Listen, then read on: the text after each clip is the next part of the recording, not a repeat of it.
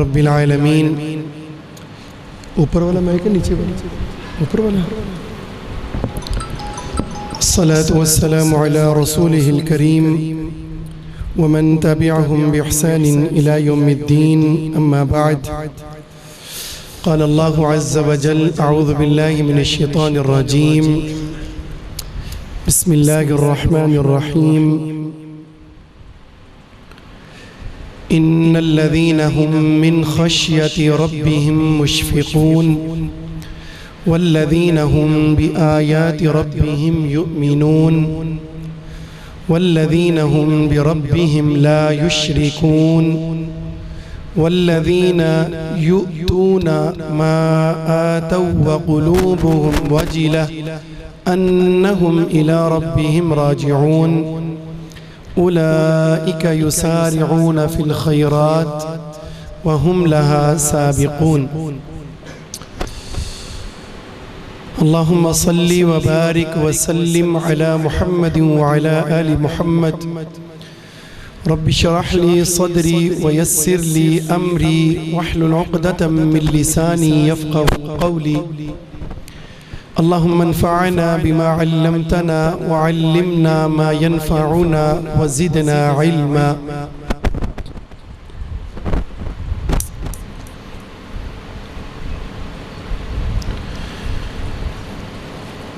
کچھ سال مدرسے میں ضرور گزارے ہیں، علماء اور اساتذہ کے سامنے بھی ضرور بیٹھے ہیں،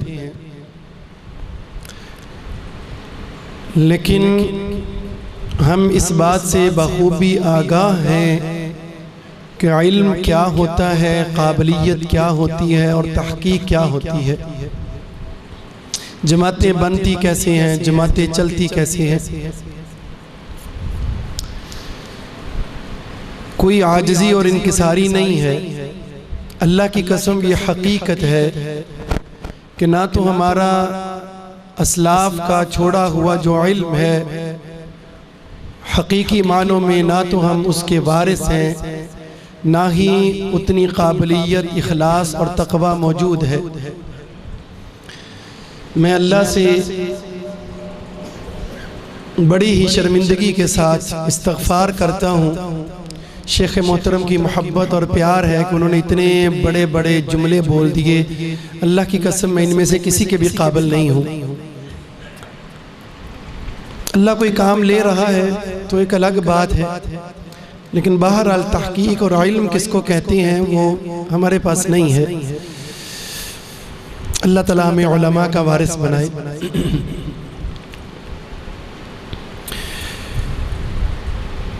سورہ المؤمنون کی چند آیات مبارکہ کی تلاوت.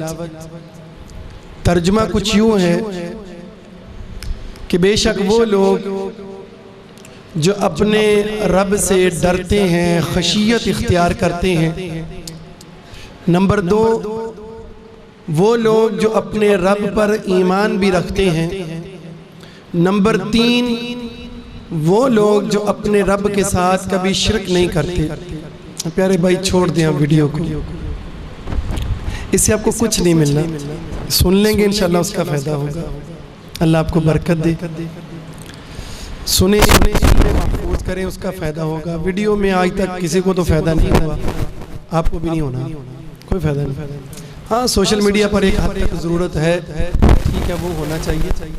اس کے لیے بڑے بڑے پروگرامز، بڑے بڑے علماء موجود ہیں، لیکن ہر مسجد کے اندر موبائل اور تصویریں اور ویڈیوز، یہ قیامت والے دن ہم پھنس جائیں گے، مشکل ہو جائے گا ہمارا نکلنا. بہرحال ایک مشکوک کام ہے اور شک کو چھوڑنا چاہیے یا پکڑنا چاہیے؟ چھوڑنا چاہیے. شک کو چھوڑنا چاہیے.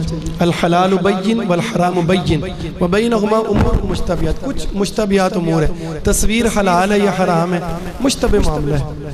جو جواز کا فتویٰ دیتے ہیں وہ بھی کہتے ہیں کہ دین کو پھیلانے کے لیے، اس کے علاوہ تو نہیں نا. تو بچیں آپ ان چیزوں سے. مسجد کے جمعے ہوگے، نمازیں ہوگی، تراویح ہوگی، عید ہوگی، یہ قرآن مکمل ہو رہا ہے، جی الحمدللہ عمرے پر جا رہے ہیں فلاں صاحب، جی الحمدللہ آ رہے ہیں. برباد کر دیا ان سب چیزوں.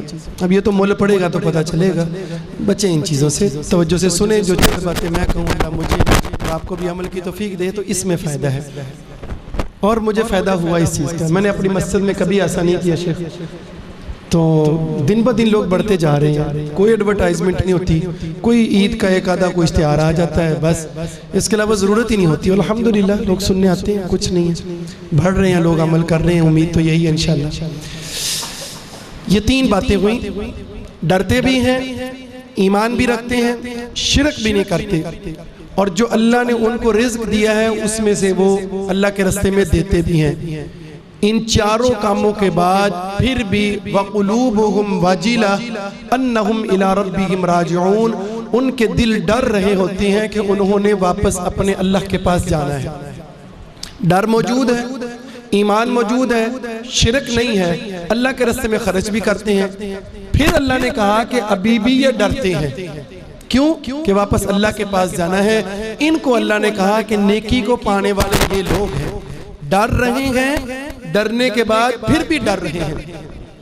سید عائشہ رضی اللہ تعالی عنہ بڑے پیارے انداز میں عبدالعظیم بھائی تذکرہ کر رہے تھے، بڑے خوش قسمت ہیں، یہ آپ کی زمین، آپ کا گاؤں بڑا خوش قسمت ہے کہ ایسے ایسے ہیرے جو ہے وہ پیدا کرتا ہے اور جنم دیتا ہے۔ اللہ تعالیٰ ان کو سلامت رکھے۔ سید عائشہ رضی اللہ تعالی عنہ نبی صلی اللہ علیہ وسلم کے ساتھ رات کو موجود ہیں اور پوچھنے لگی اللہ کے رسول، یہ ان آیات کا مطلب کیا ہے؟ کیا یہ لوگ جو ڈرتے ہیں، ایمان رکھتے ہیں، شرک نہیں کرتے، اللہ کے راستے میں خرچ کرتے ہیں، یہ سارے عمل کرنے کے بعد پھر ڈرتے ہیں، یہ ڈرتے کیوں ہیں؟ کیا یہ اعمال میں سے کچھ چوری کر لیتے ہیں؟ اچھا کام کرنے کے بعد جو ہے وہ جا کر کچھ غلط کام کرتے ہیں، کیوں ڈرتے ہیں؟ تو نبی علیہ السلام نے فرمایا نہیں، یہ مطلب نہیں ہے اس کا، یہ مطلب نہیں ہے اس کا۔ نماز کی مثال دی انہوں نے کہ اللہ کے رسول نماز کا چور وہ کیا ہوتا ہے؟ کیا نماز پڑھنے کے بعد جا کے چوری کرتا ہے؟ تو آپ نے فرمایا نہیں، یہ مطلب نہیں ہے اس کا۔ مطلب صحابہ کو بھی دین سیکھنے کے لیے نبی صلی اللہ علیہ وسلم کی ضرورت پڑتی تھی، وہ عربی جانتے تھے، عربی جاننے کے بعد پھر بھی قرآن مجید کو سمجھنے کے لیے نبی علیہ السلام کی تفسیر کی ضرورت پڑتی تھی۔ آج یہاں کوئی کھڑا ہو جائے اور کہے میں تمہیں تفسیر سکھاتا ہوں تو ایسا نہیں ہوگا، پہلے دیکھا جائے گا اس کی قابلیت کیا ہے، اس کا برانڈ کیا ہے، اس کا سلسلہ کہاں جا کے جڑتا ہے، تو خالی بات سے کچھ نہیں ہونے والا۔ تو سید عائشہ نے ایک تفسیر، ایک مفہوم بیان کیا، نبی علیہ السلام نے فرمایا نہیں، اس کا یہ مطلب نہیں ہے۔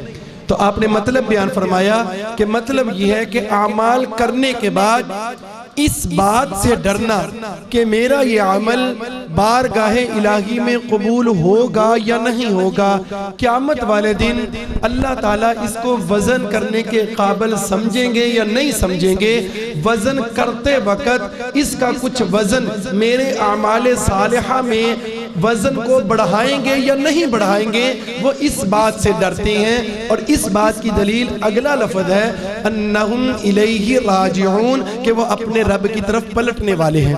تو کوئی بھی عمل کرنا، اس عمل کو کرنے کے بعد اس بات کی امید تو رکھنا کہ اگر اللہ نے عمل کرنے کی توفیق دی ہے تو اللہ تعالیٰ میرا عمل ضرور قبول بھی کریں گے، لیکن اس بات کا ڈر بھی دل میں موجود ہو کہ کہیں یہ میرا عمل ضائع اور بیکار نہ ہو جائے، قیامت والے دن مجھے اس کا کہیں کوئی فائدہ ہی نہ ہو۔ اس بات سے ڈرنا یہ مومن کی نشانی ہے، اور ان آیات مبارکہ میں اللہ تبارک و تعالی نے ہمیں اس بات کی تنبیہ کی ہے۔ رمضان المبارک گزرا، الحمدللہ بہت سارے اعمال صالحہ بجا لائے، جن میں بہت بڑا عمل روزے ہیں، تلاوت قرآن ہے، شب بیداری ہے، اللہ کے راستے میں خرچ کرنا ہے، سحریوں کے وقت اٹھنا، افطاریاں کرنا اور افطاریاں کروانا، بہت ساری دعائیں کرنا اور دعاؤں کی مجلس میں جو ہے وہ شریک ہونا، ایمان کی تازگی، مسجدوں کی رونق، سب کچھ بڑھ جانا۔ لیکن رمضان المبارک کے بعد کی جو ہماری حالت ہوتی ہے، بالکل کل کی اور آج کی حالت، وہ ان آیات مبارکہ میں ہمارے لیے بہت بڑا سبق ہے۔ وہ یہ چیز نہ ہونے کے بعد ڈر موجود ہے اللہ کا، خشیت موجود ہے اللہ کی، ابھی آپ بیٹھے ہوئے ایمان موجود ہے، الحمدللہ ہم ہی روئے زمین پر صرف وہ لوگ ہیں جن کی دعوت کے اندر، جن کے افکار اور نظریات کے اندر شرک موجود نہیں ہے۔ روئے زمین پر اگر کوئی ایسا مسلک، اگر کسی کی ایسی دعوت موجود ہے جو شرک سے پاک ہے تو وہ صرف اور صرف آپ لوگ ہیں، شرک نہیں ہے، اور اللہ کے راستے میں خرچ بھی کرتے ہیں تو یہ مسجدیں چل رہی ہیں، مدارس چل رہی ہیں، یہ علماء تیار ہو رہے ہیں، لیکن اس کے بعد والا جو مرحلہ ہے اس میں بہت زیادہ ہمارے اندر کمی ہے۔ سیدنا بشر بن حافی رحمہ اللہ تعالی بہت بڑے عالم نیک بزرگ گزرے، وہ یہی کہا کرتے تھے کہ بئس القوم، بدترین قوم ہے وہ، لا یعرفون للہ حقا، جو اللہ تبارک و تعالی کا حق نہیں پہچانتی الا فی رمضان، مگر رمضان میں۔ رمضان المبارک میں ان کو اللہ کا حق یاد آ جاتا ہے، جیسے ہی رمضان گزرتا ہے تو وہ اللہ تبارک و تعالی کے حقوق کو بھول جاتے ہیں۔ یہ بئس القوم، یہ بدترین قوم ہے۔ تو رمضان المبارک کے گزارنے کے بعد جو بھی اعمال صالح ہم ٹوٹے پوٹے چھوٹے جتنے بھی کر سکے ہیں، اب اصل مرحلہ ہے کہ ان کی حفاظت کرنا، اعمال کو بجا لانا مشکل کام ہے، کوئی شک نہیں اس میں۔ رمضان مبارک کی برکت کی وجہ سے ہم بجا لاتے ہیں، کر لیتے ہیں ہم عمل، ایک ماحول بنا ہوتا ہے، اس ماحول کا فائدہ ہمیں ہو جاتا ہے، لیکن عقل مند بندے کی نشانی یہ ہے کہ وہ اپنی محنت کرنے کے بعد اس محنت کی حفاظت کرے۔ جو بندہ آپ لوگ عام دنیا میں بھی دیکھتے ہیں کہ وہ تمام لوگ جو اپنی محنت کرنے کے بعد اس کو ضائع کر بیٹھتے ہیں، کوئی بھی بندہ ان کو عقل مند نہیں سمجھے گا۔ قرآن مجید میں ایک عورت کی مثال دی گئی ہے 14ویں پارے میں، جو سود کاٹتی ہے اور محنت کرنے کے بعد اس کو خود ہی توڑ پھوڑ کے خراب کر کے پھینک دیتی ہے۔ اللہ تعالیٰ نے کہا وَلَا تَكُونُوا كَالَّتِي نَقَضَتْ غَزْلَهَا مِن بَعْدِ قُوَّةٍ أَنْكَاثًا، کہ تم اس عورت کی طرح نہ ہو جاؤ جو اپنی محنت کرتی ہے، محنت کرنے کے بعد اس کو ضائع کر دیتی ہے۔ موسم بہار آتا ہے، بہار کے موسم میں بہت زیادہ جڑی بوٹیاں اگتی ہیں، لیکن ہر جڑی بوٹی جانور کے کھانے کے لیے نہیں ہوتی ہے۔ وہ جانور جو بغیر تفریق کیے ہر طرح کی جڑی بوٹی کو کھاتا رہتا ہے۔ صحیح بخاری کی ایک لمبی روایت ہے، نبی علیہ السلام نے ایک جانور کی مثال دی، وہ کھاتا رہتا ہے کھاتا رہتا ہے کھاتا رہتا ہے، وہ مر جاتا ہے۔ کیوں؟ وہ فرق نہیں کرتا کہ ان میں زہریلی کون سی تھی اور ان میں میرے کھانے والی کون سی تھی، بس اس کو خوش لگ رہی ہوتی ہے جگہ، بہت پیاری لگ رہی ہوتی ہے جگہ، سبزہ جو ہے اس کی آنکھوں کو حیرہ کر رہا ہوتا ہے، وہ کھانا شروع کرتا ہے، کھاتے کھاتے وہ مر جاتا ہے۔ اور دوسرا وہ جانور ہے جو کھاتا ہے، جتنی اس کو ضرورت ہوتی ہے وہ رک جاتا ہے، وہ پہلے اس کو اچھے سے ہضم کرتا ہے، ہضم کرنے کے بعد پھر جب اس کو بھوک لگتی ہے تو وہ دوبارہ سے کھانا شروع کرتا ہے، مطلب وہ تفریح کرتا ہے، وہ اپنی صحت کا خیال رکھتا ہے۔ ایسے ہی ہم ہیں، ہم نے جو اعمال صالحہ بجا لائے، اب ضرورت اس امر کی ہے بالخصوص رمضان مبارک کے فوراً بعد کہ ہمارے دل کے اندر وہ والا ڈر پیدا ہو جائے جو اعمال صالحہ کی حفاظت کا ذریعہ بنتا ہے، اعمال صالحہ کی حفاظت کا ذریعہ بنتا ہے۔ محنت کی، مشقت کی، راتوں کو جاگے سارا دن بھوکے پیاسے رہے، لیکن قیامت والے دن اگر ہمیں اس عمل کا کوئی فائدہ ہی نہ ہوا تو ہمیں کوئی فائدہ نہ ہوگا، کوئی فائدہ نہ ہوگا۔ صحابی رسول حضرت حذیفہ رضی اللہ تعالی عنہ، ان کا ایک لقب ہے، کوئی بھائی بتائے گا وہ کیا ہے؟ حضرت حذیفہ کا لقب جی علماء بتائیں۔ ماشاءاللہ، رازدان رسول۔ اب یہ لقب بتایا نا، اس کا مطلب ان کو کچھ پڑھا ہے، صحابہ کے بارے میں کچھ علم ہے۔ یہ ماشاءاللہ اشعار پڑھ رہے تھے تو مطلب کچھ علم تھا ان کے پاس، تو صحابہ کی سیرت کو اس انداز سے پڑھنا یہ ایمان پیدا کرتا ہے۔ تو رازدان رسول، یہ نبی علیہ السلام کے رازدان تھے۔ آپ اپنی راز کی باتیں حضرت حذیفہ سے کیا کرتے تھے۔ مدینہ کے منافقوں کے نام نبی علیہ السلام نے ابو بکر اور عمر کو نہیں بتائے تھے بلکہ حضرت حذیفہ کو بتائے تھے، اور سیدنا عمر رضی اللہ تعالی عنہ اپنے بارے میں ہر وقت ڈرتے رہتے تھے اور حذیفہ کو بلا کر اپنے پاس بٹھاتے، باتیں کرتے، ان کو باتوں میں لگائے رکھتے، پھر جب دیکھتے کہ موڈ بہت اچھا ہو گیا پھر پوچھتے حذیفہ ایک بات تو بتاؤ، تمہیں نبی علیہ السلام نے منافقوں کے نام بتائے تھے، میں تمہیں قسم دے کر کہتا ہوں تم نام تو مجھے نہیں بتاؤ گے، بس اتنا بتا دو ان لوگوں میں میرا نام شامل ہے یا نہیں ہے۔ اتنا ڈر اور اتنا خوف، عمر جیسی شخصیت، ہمارا کیا حال ہوگا؟ تو حضرت حذیفہ رضی اللہ تعالیٰ عنہ کہا کرتے تھے کہ سارے صحابہ نبی صلی اللہ علیہ وسلم سے یہ پوچھا کرتے تھے میں نے کون سا عمل کرنا ہے، کون سا عمل نہیں کرنا، لیکن میں نبی علیہ السلام سے یہ پوچھا کرتا تھا اللہ کے رسول کون کون سے فتنے رونما ہونے والے ہیں جن سے ہم نے اور امت نے بچنا ہے۔ تو خالی عمل کرنا کافی نہیں ہے، بلکہ وہ فتنے، وہ اعمال بد جن کا شکار ہو کر ہم اپنے اصل رستے سے ہٹ سکتے ہیں، ہم کتاب و سنت سے دور ہو سکتے ہیں، یا ہمارے کیے ہوئے جو اعمال صالحہ ہیں وہ برباد ہو سکتے ہیں، عمل کر کر کے تھک چکے ہیں۔ میں 2-3 آیات آپ کے سامنے رکھتا ہوں۔ سورہ غاشیہ ویکلی ہمارے نصاب میں شامل ہے، ہر جمعے کی نماز میں، عید کی نماز میں، ہر اہم نماز میں نبی علیہ السلام یہ پڑھتے عاملۃ الناصبہ، عمل کر کر کے تھک چکے ہوں گے، تصلیٰ نارا حامیہ، آگ میں پھینکا جائے گا ان کو۔ عمل اتنے کیے ہیں، کر کر کے تھک گئے ہیں، لیکن جنت نہیں ملے گی، تصلیٰ نارا حامیہ، جہنم کا ایندھن بن جائیں گے، جہنم کا ایندھن بن جائیں گے۔ سورہ الکہف کے آخری رکوع میں ایک آیت ہے کہ وہ لوگ ضل سعیہم فی الحیات الدنیا، جو دنیا کی زندگی میں سیدھے رستے سے بھٹک گئے، ضل سعیہم فی الحیات الدنیا وہم یحسبون انہم یحسنون صنعا، وہ یہ سمجھتے ہیں کہ ہم بڑے اچھے کام کرتے رہتے ہیں، وہ اپنے بارے میں سمجھتے ہیں ہم بڑے اچھے کام کرتے ہیں۔ حقیقت کیا ہے کہ قیامت والے دن ان کے عملوں کا وزن کرنا تو دور کی بات ہے، اللہ تعالیٰ ان کے لیے میزان قائم ہی نہیں کریں گے۔ فَلَا نُقِيمُ لَهُمْ يَوْمَ الْقِيَامَةِ وَزْنًا، اللہ ان کے لیے ترازو تک بھی نہیں لگائیں گے۔ وزن کرنا تو بات کی بات ہے، ترازو لگے گا تو وزن ہوگا، اللہ کو ضرورت نہیں ہوگی، کیونکہ ان کے عمل رائی کے دانے کے برابر بھی نہیں ہوں گے۔ وہ کیا ہے؟ وہ یہی ہے، عمل کیا، عمل صحیح نہیں تھا، اگر صحیح عمل کر لیا تو اس کے بعد اس کی فکر نہیں کی کہ میں نے اس عمل کی حفاظت بھی کرنی ہے یا نہیں کرنی۔ وہ ڈرتا نہیں تھا کہ کہیں میں منافق تو نہیں ہو گیا، کہیں ظاہراً تو میں عمل کرتا رہا، میرے دل کا بھی اس نے کوئی تبدیلی کی یا نہیں کی۔ صحابہ آتے، بازار جاتے، دیکھتے کہ میں دنیا داری میں لگ گیا، نبی علیہ السلام کے سامنے آ کر پوچھتے کہ اللہ کے رسول ہم تو منافق ہو گئے۔ اللہ کے رسول کہتے کیا ہوا، منافق کیسے ہو گئے؟ فرمایا جب ہم آپ کے سامنے ہوتے ہیں تو کیفیت اور ہوتی ہے، بازار جاتے ہیں تو کیفیت اور ہوتی ہے، ہم تو منافق ہو گئے۔ اب خالی کیفیت کی تبدیلی کو وہ منافقت سمجھ رہے تھے، اور ہم پورا چہرہ تبدیل کر لیتے ہیں، پورا دل تبدیل کر لیتے ہیں، پورا سال مسجد سے دور ہو جاتے ہیں۔ دیکھ لیں رمضان المبارک میں کیفیت کیا تھی اور ابھی کیا ہے، اور پھر بھی ہم اپنے آپ کو پکا مومن سمجھ رہے ہوتے ہیں، پکا مومن۔ اور اگر کوئی منافق نظر آتا ہے تو وہ صرف اور صرف مولوی نظر آ رہے ہوتے ہیں، ان کے عمل چیک ہو رہے ہیں، اپنا عمل کوئی بندہ چیک کرنے کے لیے تیار ہی نہیں ہے۔ اور اس سے بھی نچلی سطح پہ جائیں تو ہر بندہ ایک دوسرے کا محاسبہ کر رہا ہے، اپنا محاسبہ کرنے کی فکر کوئی نہیں کر رہا۔ مثلا میں نے جمعہ پڑھایا، منافقوں کے حوالہ سے 2-3 جمعے لگاتار تھے، منافقت کیا ہوتی ہے، نفاق کیا ہوتا ہے، اس کی نشانیاں کیا ہوتی ہیں۔ ابدی مسجد نے چیک کرنا شروع کر دیتا کہ مسجد کیڑے منافق نے۔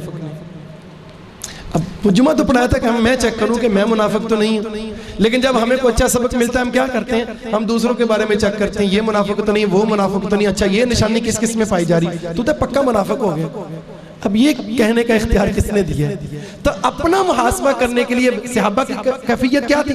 خالی ان کی دل کی کیفیت چینج ہوتی تھی کہ نماز میں اللہ کے سامنے بہت ڈر رہے ہیں، جب بازار میں گئے ہیں تو ظاہری بات ہے وہاں رونا تو نہ تو کر نہیں سکتے، وہاں بازار کے معاملات کو نپٹانا ہے، دکانداری کرنی ہے، پیٹ کا معاملہ ہے، سارے معاملات کرنے ہیں، اور وہ برا کام نہیں ہے، وہ کوئی برا کام نہیں تھا، وہ بھی عبادت ہے ان کی، لیکن خالی کیفیت کی تبدیلی پر وہ اپنے آپ کو منافق سمجھ رہے ہوتے تھے۔ اور ہمارا حال کیا ہے؟ اعمال کے بارے میں 2 نظریے بیان کر دوں، اور اہل سنت والجماعت کا الحمدللہ ہمارا نظریہ بیان کر دوں، پھر آگے بات چلاتے ہیں۔ ایک گروہ مسلمانوں میں ایسا آیا تھا، خارجیوں سے شروع ہوا، آگے قدریہ، اور پھر اس کے بعد کئی گروہ اس کے بنے۔ یہ گناہگار کو ابدی جہنمی سمجھتے تھے۔ خارجی جو تھے وہ صرف کبیرہ گناہ کا جو مرتکب ہوتا اس کو وہ کافر سمجھتے، واجب القتل سمجھتے، اور ہمیشہ کے لیے جہنمی سمجھتے۔ کسی نے چوری کر لی، پہلے بتا دوں کبیرہ گناہ کیا ہوتا ہے، کیا آپ میں سے بیٹھے ہوئے لوگوں کو پتا کبیرہ گناہ کیا ہوتا ہے؟ کبیرہ گناہ ایک چھوٹا گناہ ہوتا ہے ایک بڑا ہوتا ہے. تو کیسے پتا چلے گا یہ صغیرہ گناہ ہے یہ کبیرہ گناہ ہے؟ کوئی بھی دوست بھلے ٹھیک نہ ہو بول سکتے ہیں. جی ماشاءاللہ. چلیے ماشاءاللہ انہوں نے ایک بات بیان کی ہے یہی کافی ہے. ہر وہ عمل جس عمل پر کوئی وعید بیان ہوگی ہو کوئی سزا بیان ہوگی ہو وہ کبیرہ گناہ ہوتا ہے.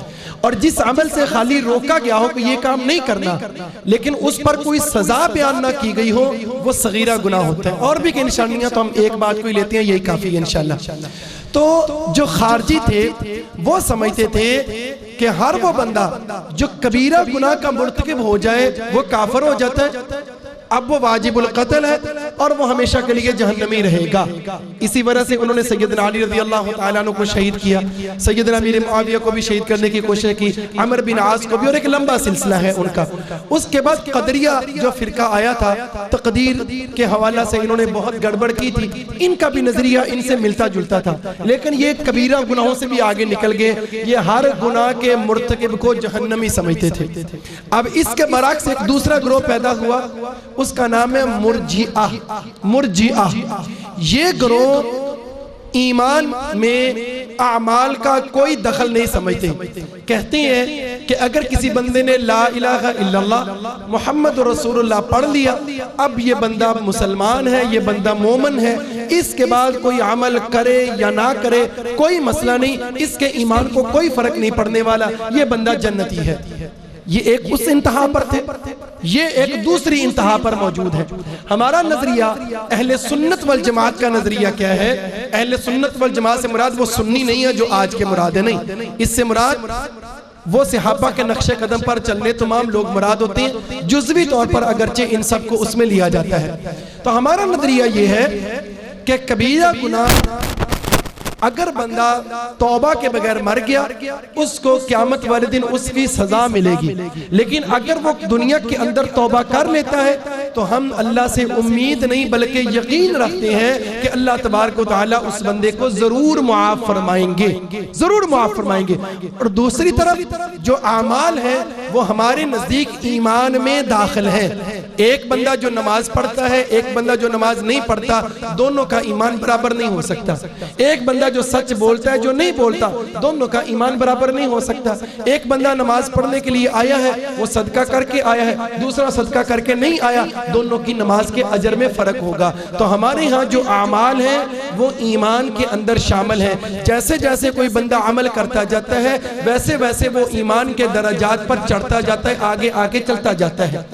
ایمان کے اندر اعمال شامل ہے, یہ ہمارا نظریہ ہے. اس کے برعکس جو بات ہمارے موضوع سے متعلق ہے وہ یہ ہے کہ اگر کوئی بندہ اچھا کام کرتا ہے, اچھا کام کرنے پر جس طرح ایمان میں اضافہ ہوتا ہے, اچھا کام کرنے پر جس طرح اس کی برائیاں ختم ہوتی ہیں, بالکل اسی طرح اگر وہ اچھا کام کرنے کے بعد برے کام کرتا ہے تو اس کے اچھے عمل بھی ضائع ہوتے ہیں اور اس کے ایمان میں کمی بھی واقع ہوتی ہے. بات مشکل ہے, میں دوبارہ دہرا دیتا ہوں.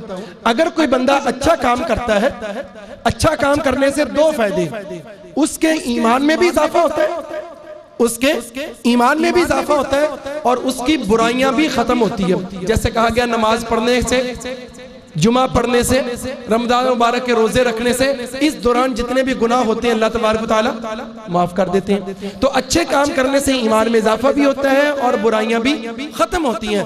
دوسری طرف اگر کوئی بندہ برے کام کرتا ہے تو برے کام کرنے سے یہ دونوں نقصان ہوتے ہیں کہ اس کے ایمان میں کمی بھی واقع ہوتی ہے اور اس کی نیکیاں بھی ضائع ہونے کا اندیشہ ہوتا ہے. واضح؟ کچھ ایسا نہیں ہوئی؟ تو ہم ابھی میں آپ کے سامنے چند ایک ایسی ہی باتوں کا ذکر کرنے والا ہوں جن کے کرنے سے ہمارے رمضان المبارک کے اعمال ضائع ہونے کا خطرہ ہوتا ہے. بڑے مختصر انداز میں انشاءاللہ, لمبی گفتگو اس کے بارے میں نہیں کریں گے. 3 چیزیں ہیں جی, 3 چیزیں. نمبر 1, کچھ اعمال ایسے ہیں جن سے ہماری زندگی کے سارے عمل برباد ہو سکتے ہیں. نمبر 2, کچھ اعمال ایسے ہیں جن کے کرنے سے کچھ عمل ضائع ہوتے ہیں, کچھ عمل ضائع ہوتے ہیں. اور تیسرے وہ ہیں جن کے کرنے سے بس وہی عمل ضائع ہوتے ہیں۔ پہلا نمبر پر کیا ہے؟ کوئی ایسا کام کیا جس سے زندگی کے سارے عمل ضائع ہو گئے، یہ پہلی چیز ہوئی۔ دوسری چیز کیا بیان کی کہ اگر کوئی غلط کام کیا ہے تو اس سے بہت سارے عمل ضائع ہو جاتے ہیں لیکن سارے ضائع نہیں ہوتے۔ اور تیسرا کیا ہے کہ کچھ ایسے کام ہیں جن کے کرنے سے بس ایک عمل ضائع ہوتا ہے، جس عمل کے ساتھ اس کا تعلق ہو بس وہ ضائع ہوتا ہے۔ تو یہ تین کیٹیگری ہیں، تینوں کے بارے میں ساری تو نہیں لیکن ایک ایک دو چند باتیں آپ کے سامنے رکھتا ہوں۔ پہلی وہ چیز جس کے کرنے سے زندگی کے سارے عمل ضائع ہو جاتے ہیں وہ ہے ارتداد۔ اگر کوئی بندہ مرتد ہو جائے، اسلام قبول کیا، اسلام قبول کرنے کے بعد اسلام کو چھوڑ دیا۔ آج کے دور میں ایسے لوگ کم نظر آتے ہیں، اگرچہ یہ جو مرزائی ہو جاتے ہیں، قادیانی ہو جاتے ہیں، وہ اس معاملے میں سارے آتے ہیں، لیکن عام ہمیں اپنی سوسائٹی میں اس طرح کے لوگ کم نظر آتے ہیں جو علل اعلانیہ کہیں کہ میں اسلام کو آج کے بعد ترک کرتا ہوں، میں چھوڑتا ہوں، میں کفر میں جا رہا ہوں۔ ایسا بندہ نظر نہیں آتا۔ عام طور پر جو قادیانیوں کا شکار ہو رہے ہوتے ہیں وہ بھی اپنے آپ کو مسلمان سمجھ کے ہو رہے ہوتے ہیں۔ یہ دوسرے پارے میں اللہ نے بیان کیا وَمَن يَرْتَدِدْ مِنْكُمْ عَنْ دِينِهِ فَيَمُتْ وَهُوَ كَافِرٌ فَأُولَٰئِكَ حَبِطَتْ أَعْمَالُهُمْ فِي الدُّنْيَا وَالْآخِرَةِ، دنیا اور آخرت میں اس کے سارے عمل برباد ہو گئے۔ لیکن ایک دوسری چیز کا میں تذکرہ کرتا ہوں جس کا عام طور پر مسلمان شکار ہو جاتے ہیں۔ یہ بات اللہ نے سورہ محمد میں کی ہے، ذَلِكَ بِأَنَّهُمْ كَرِهُوا مَا أَنزَلَ اللَّهُ فَأَحْبَطَ أَعْمَالَهُمْ۔ اللہ تبارک و تعالی نے شریعت مطہرہ میں سے جو کچھ بھی نازل کیا ہے، اگر کوئی بندہ اس میں سے کسی چیز کو بھی ناپسند کرے، برا سمجھے، اس بندے کے عمل سارے برباد ہو جاتے ہیں۔ مثلا داڑھی ہے، نہ رکھے، بہت سارے لوگ نہیں رکھتے، غلطی ہے۔ یہ کیا ہے؟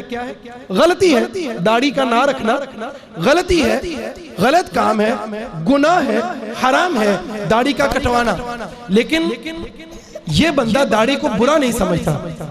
سمجھ لگی؟ ایک دوسرا بندہ ہے جو داڑھی رکھتا نہیں ہے لیکن داڑھی کو برا بھی سمجھتا ہے۔ اب یہ بندے کے زندگی کے سارے عمل برباد ہو جائیں گے، سارے عمل برباد ہو جائیں گے۔ شعائر اسلام میں سے کسی چیز کو ناپسند کرنا، ناک چڑھانا، منہ موڑ لینا دیکھ کر، یہ بندہ اسلامی احکام کو ناپسند کر رہا ہے، اس بندے کے سارے عمل زندگی کے برباد ہونے کا خطرہ ہے۔ میں نہیں کہتا، آپ نے نہیں کہنا کہ تیرے عمل سارے برباد ہو گئے، یہ اللہ کا کام ہے۔ میں نہیں کہوں گا کسی کو، نہ ہم نے ایک دوسرے کو کہنا ہے کہ تیرے عمل برباد ہو گئے۔ معاملہ اللہ کے ساتھ ہے، ہم نے اپنے بارے میں سوچنا ہے کہ قرآن و سنت کا، شریعت مطہرہ کا کوئی ادنا سے ادنا نبی صلی اللہ علیہ وسلم کی سنت، آپ کا پیارا عمل، کبھی اس کے بارے میں ناپسندیدگی کا اظہار نہیں کرنا۔ اس کا بہت بڑا شکار ہوتی ہیں ہمارے گھروں میں خواتین۔ کل ہی ایک گھر میں گیا، وہ بندے کو مہینہ لگا کر داڑھی رکھوائی ہے، اب مصیبت بن گئی اس کی عورت، وہ کہہ رہی ہے داڑھی نہیں رکھنے، داڑھی نہیں رکھنے۔ اب رات میں اس کے پاس گیا، اس کو جا کر سمجھایا، وہ آگے سے بار بار نہ میں کو داڑھی رکھتا، آگے سے ایسا کرے، بولے نا میری وائف کی طرف منہ کر کے نا ناک چڑھا لے، تو میری نظر تو پڑ گئی، میں بیٹھا رہا، پھر اس کو میں نے سمجھایا، میں نے کہا اللہ کی بندی، داڑھی رکھنا نہ رکھنا الگ بات ہے، لیکن اس کو ناپسند کرنا یہ بالکل الگ بات ہے۔ ناپسند کرنا، اس میں ہمارے معاشرے میں عام طور پر دوسری شادی نہیں کرتے، اور ہماری عورتیں دوسری شادی کو ناپسند کرتی ہیں۔ اب یہ نہ کرنا الگ بات ہے، خامن کی دوسری شادی نہ کروائی الگ بات ہے۔ سید عائشہ کو بھی دکھ ہوتا تھا، نبی صلی اللہ علیہ وسلم جب نئی شادی کرتے تو سید عائشہ سے چھپا کر رکھتے تھے چند دن تک، آپ ذرا لوکدے پھرتے ہیں تھوڑا، سید عائشہ تو نہ تھوڑا جا کماری تھی، پیار بہت تھا، تو ہوتا ہے ایسا، گھروں میں چلتا ہے۔ لیکن اگر کوئی بندہ دوسری تیسری چوتھی شادی کو، جو کہ اللہ نے قرآن مجید میں حکم دیا ہے، اس کو ناپسند کرے، سمجھے بات، نہ کرے الگ بات ہے، نہ کروائے الگ بات ہے، لیکن ناپسندیدگی کا اظہار کرنا یہ خطرہ موجود ہے، اس بندے کے زندگی کے سارے عمل برباد ہو جائیں گے۔ بات لمبی نہیں کرتی، ایک آیت میں نے پیش کر دی ہے سورہ محمد کی، صحابہ کے دور میں بہت ساری مثالیں موجود ہیں، اس طرف نہیں جاتے۔ دوسرا عمل جس سے زندگی کے سارے عمل برباد ہو جاتے ہیں وہ کیا ہے جی؟ شرک۔ واضح جی؟ شرک کیا ہوتا ہے جی؟ کوئی تعریف کرے گا؟ شرک کیا ہوتا ہے؟ ماشاءاللہ جی، اللہ کے علاوہ کسی غیر کو خدا ماننا، یہ موجود نہیں ہے، یاد رکھیں، یہ مکہ کے مشرکوں میں بھی موجود نہیں تھا، یہ مجوسیوں میں موجود ہے۔ وہ دو خدا مانتے ہیں، مجوسیوں میں تھا ایک نیکی کا خدا، ایک برائی کا خدا۔ ہمارے ہاں یہی سمجھا جاتا ہے، کوئی بھی دوسرا خدا نہیں مانتا ہے، اوکے؟ ایک ہی اللہ مانتے ہیں۔ مکہ کے مشرک بھی ایک اللہ کو ہی مانتے تھے، اللہ سے ہی دعائیں کرتے تھے، اللہ کے نام کی نظر و نیاز دیتے تھے۔ قرآن مجید میں ابو جہل کی دعا موجود ہے۔ کوئی اور بولے جی، شرک کیا ہوتا ہے؟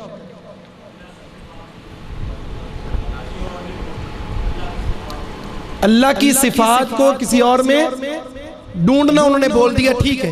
یہ بات ہے کہ جو اللہ کی صفات ہیں ان کو کسی اور میں داخل کر دینا، یا کسی اور کو اللہ کی صفات میں داخل کر دینا، دونوں کام ہو سکتے ہیں، ادھر سے ادھر یا ادھر سے ادھر۔ لم یلد ولم یولد، نہ اللہ سے کوئی نکلا ہوا ہے نہ اللہ کسی سے نکلا ہوا ہے، یہ نور من نور اللہ، یہی ہے۔ تو بہرحال ایک بات کر دی انہوں نے، اللہ تعالیٰ کی ذات نمبر ایک۔ اب سمجھ لیں بھابی ہو، تسی بھی سیکھ لو کچھ۔ پہلے بارے بھابی ہوتے تھے، انہوں نے علم ہوتا سی، انہوں نے کچھ آندہ ہوتا سی، تائیوں لوگوں نے بھابی کر دے سکے۔ آج کے بھابی بس کیا تبصرہ کروں، آپ کو دکھ لگے گا۔ ہم 10 سال جمعہ پڑھتے ہیں، 10 سال کے بعد ویسے کے ویسے۔ جن لوگوں نے، میں وہاں حیران ہوتا ہوں کہ پچھلے سال جس بندے نے جو مسئلہ پوچھا تھا، اگلے سال دوبارہ پھر وہی مسئلہ پوچھنے آ رہا ہے، وہی مسئلہ۔ او بھائی تو سال سے سکھیا کی، تجھے 10 سال، یہ بیٹھا ہے نا اللہ کے ساتھ، یہ چھوٹا بیٹھا آپ کے سامنے، 2 سال پہلے، یہ 2 سال کا تھا صرف، جمعے سے پہلے جو خطبہ پڑھتے ہیں نا، اس نے سارا یاد کر لیا تھا۔ اور میں بڑا حیران ہوا جب مسجد میں اس نے بزرگوں کو سنایا، سارے بزرگ رہا کہنے سانو زندگی ہوگی جمعہ پڑھ دیا نو تو سانو خطبہ یاد نہیں ہوا ہے۔ واقعی ایسے ابھی آپ بھی سوچ لیں، ساری زندگی ہوگی جمعہ پڑھتے ہوئے، اگر میں کہوں جمعے سے پہلے جو شیخ صاحب خطبہ پڑھتے ہیں وہ سنائیں، کتنے لوگ سنا پائیں گے؟ اس کو میں کہوں یہ بھی آپ کے سامنے سنا دے گا۔ اور اللہ کی قسم میاں بیوی میں سے، میرے یا میری بیوی میں سے اس کو کسی نے یاد نہیں کروایا، صرف سن کر یاد کیا۔ بچے یاد کر لیتے ہیں، جب ہم بڑے ہوتے ہیں تو پھر تو ہم بڑے ہو جاتے ہیں نا، پھر تو دنیا کے اور بہت سارے کام ہیں کرنے والے۔ مولوی نے گلہ تھوڑی یاد کر لیا تھا، ہمیں روزانہ بولنا رہنا ہے نا کہ نام لینا۔ تو میں جان بوجھ کے یہ مشکل باتیں کر رہا ہوں تاکہ جو سننا چاہتا ہے وہ سنیں، باقی آرام سے سو جائے، مجھے اس کی ضرورت نہیں ہے۔ کچھ لوگ سوئے ہوئے ہیں، وہ میں چاہتا ہوں سوئے رہیں، مجھے ان کی ضرورت نہیں ہے، نہ میں جگانا تو انہوں شیخ اگر جاگندہ ثبوت دو، کیوں دینا ثبوت، کیوں لیتے ہیں ثبوت ان سے؟ جو سویا ہے اس کو مزید تھپکائی دیں، بھئی آپ سوئے رہیں، آپ کا سویا رہنا بہتر ہے۔ جڑا بندہ سو گیا آ کے اے اٹھ گیا، انہیں کوئی نہ کوئی فتنہ پانا ہے۔ ہمارے استاد ہوتے تھے، دیوبندی تھے، اللہ تعالیٰ ان کے درجات بلند کرے، بڑے نیک متقی تھے، معذور ہو گئے تھے آخری عمر میں، سنتا بھی نہیں تھا، دکھتا بھی نہیں تھا، لیکن پڑھانے آتے تھے بڑے شوق سے۔ کلاس میں کوئی سو جاتا تو استاد جی نے کسی نے ذرا کہنا استاد جی سو گیا، بھی استاد جی کانے کھچن گے، اوے نو ستا رہن دے، اے اٹھے گا نے دوجیاں نو بھی نہیں پڑھن دے، نو ستا رہن دے۔ تو کچھ لوگ ایسے ہوتے ہیں، یہ ستے رہن چنگا ہے، جاگے تک ہم خراب ہو جانا۔ تو اللہ کا واسطہ کچھ علم حاصل کریں۔ اب دیکھیں شرک کے بارے میں ہمارا کتنا نظریہ ہے، لیکن شرک کی تعریف اب پورے گاؤں میں ڈھونڈ لے، شاید ہی آپ کو کوئی بتاؤ، اور مشکل کچھ نہیں ہے، آتی ہوگی انشاءاللہ، سنانا ذرا مشکل ہوتا ہے، میں یہی امید کرتا ہوں کہ آتی ہوگی بہت سارے بھائیوں کو۔ اللہ کی ذات نمبر 1، اللہ کی صفات نمبر 2، نمبر 3 اللہ کے افعال۔ یہ 3 چیزیں ہیں، اللہ کی ذات میں، اللہ کی صفات میں، اللہ کے افعال میں کسی کو بھی شامل کر دینا، اس کا نام ہے شرک۔ اللہ کی ذات کا کسی کو حصہ بنا دینا، یا اللہ کو کسی کی ذات کا حصہ بنا دینا۔ اللہ کی جو صفات ہیں، اللہ کی جو صفات ہیں وہ کسی اور میں بیان کر دینا، جیسے انہوں نے کہا، یا کسی اور بندے کو اللہ کی صفات میں شامل کر دینا۔ اللہ کے جو کام ہیں سمجھنا کہ اس طرح کے کام کوئی اور بھی کر سکتا ہے، تو یہ پیارے بھائیو شرک ہے۔ ایمان اس کے الٹ ایمان ہے کہ اللہ کی ذات میں، اللہ کی صفات میں، اللہ کے افعال میں کسی کو حصے دار نہ سمجھنا، اس کا نام ہے توحید۔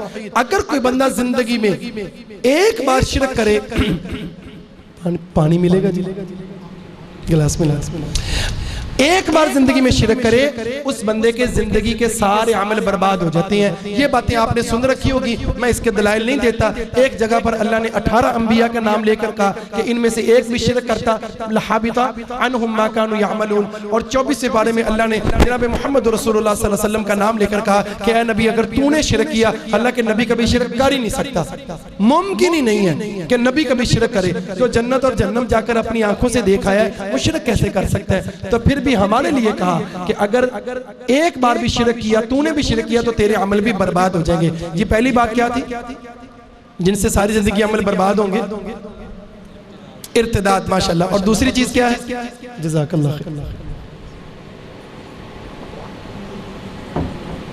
دوسری چیز ہے جی شرک، اور شرک کی تعریف آپ بھائیوں کو یاد ہو، یہ دونوں کام ایسے ہیں جن سے ساری زندگی عمل برباد ہو جاتے ہیں۔ تیسرا کام ہے بدعت، بدعتی بندے کے ساری زندگی کے عمل برباد ہو جاتے ہیں۔ بدعتی بندہ، بدعت کیا ہوتی ہے؟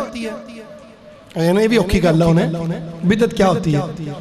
ہر وہ کام، مشکل ہے میں بول دیتا ہوں تو اب بعد میں یاد کر لیجئے گا، ہر وہ کام جو نبی صلی اللہ علیہ وسلم کر سکتے تھے،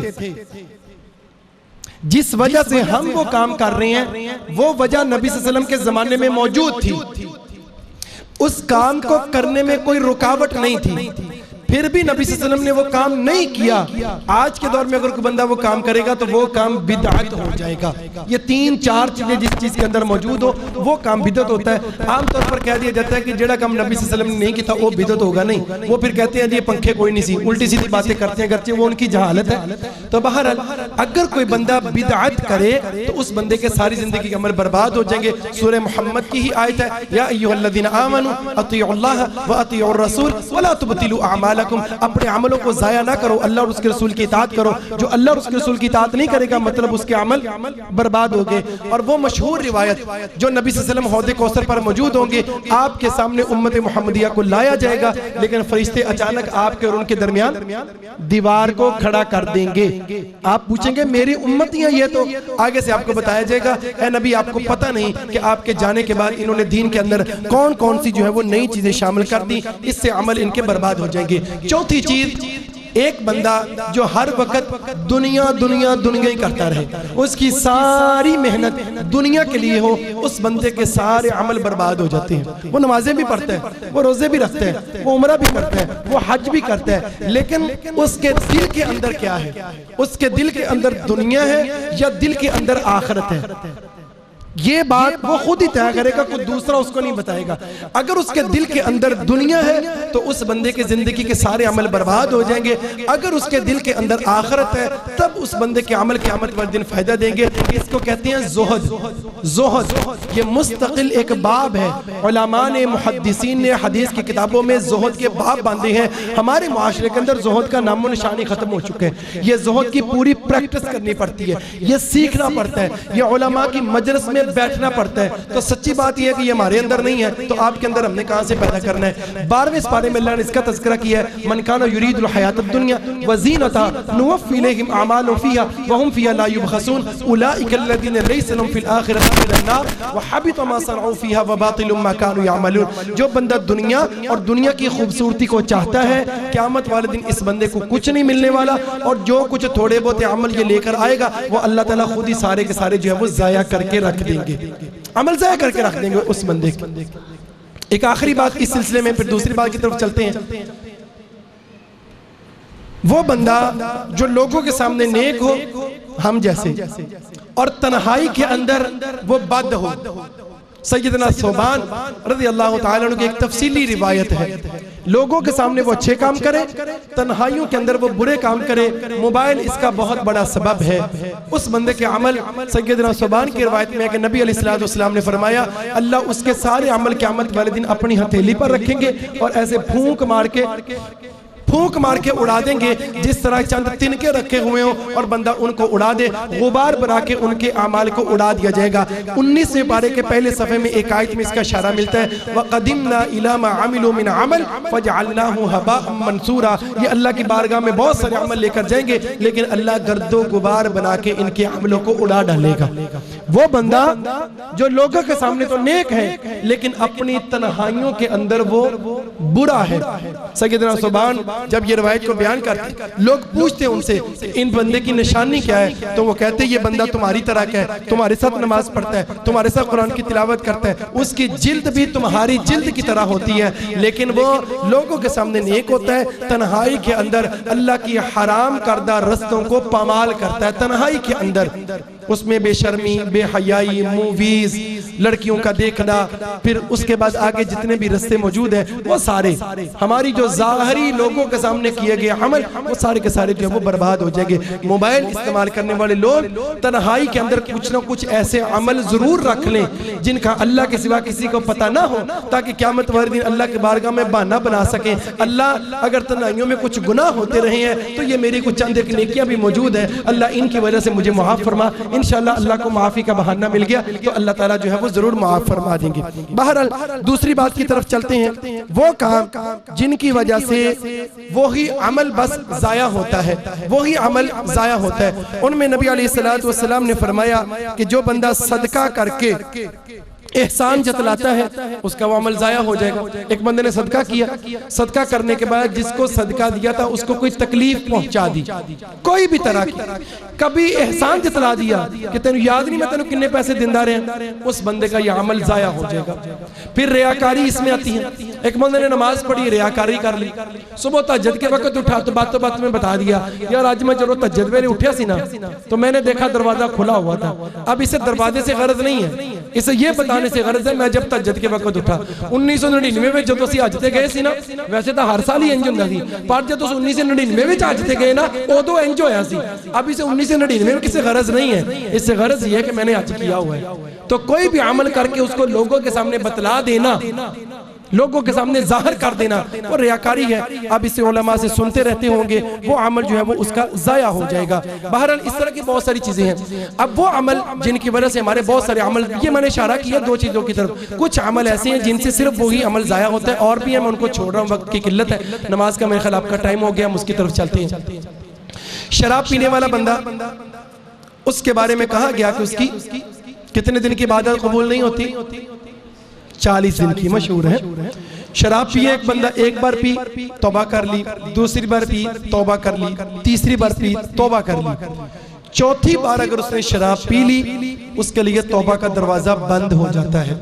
یہ بات یاد رکھیں، توبہ کا دروازہ موت تک کھلا ہے، لیکن شراب کے بارے میں نبی صلی اللہ علیہ وسلم کی نص موجود ہے کہ اگر کسی بندے کا شراب والا معاملہ ہے 3 بار اس کو چھوٹ ہے، اگر اس نے چوتھی بار بھی شراب پی لی اب اس بندے پر توبہ کا دروازہ بند ہو جاتا ہے۔ یہ ایک خاص ہے، باقی اعمال کے بارے میں ایسا نہیں ہے، شراب کے معاملے میں ایسا ہے۔ تو میرا جو مقصد ہے موضوع کے ساتھ کہ کچھ عمل ایسے ہیں جو باقی عملوں پر بھی اثر انداز ہوتے ہیں، یعنی اب ایک بندے نے شراب پی، شراب پینے کے 40 دن کے اندر اس کے جتنے بھی عمل ہوں گے، اس میں نمازیں بھی ہیں، اس میں روزے بھی ہیں، اس میں توبہ بھی ہے، اس میں بہت سارے بڑے بڑے، شاید ان دنوں کے اندر اس کا حج اور عمرہ بھی آ گیا ہو، اس کے وہ عمل ضائع ہو جائیں گے۔ 40 دن کے عمل جتنے بھی کیے کرائے ہوں گے وہ سارے کے سارے جو ہے وہ ضائع ہو جائیں گے۔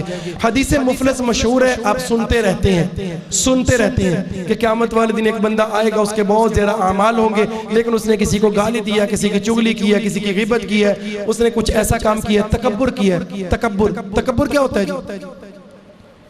2 چیزوں کا نام تکبر ہے، الکبر بطر الحق و غمت الناس۔